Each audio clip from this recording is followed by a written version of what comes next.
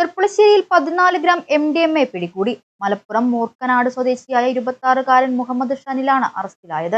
യുവാവ് കാറൽമണ്ണയിൽ നിന്നുമാണ് പോലീസിന്റെ പിടിയിലായത്.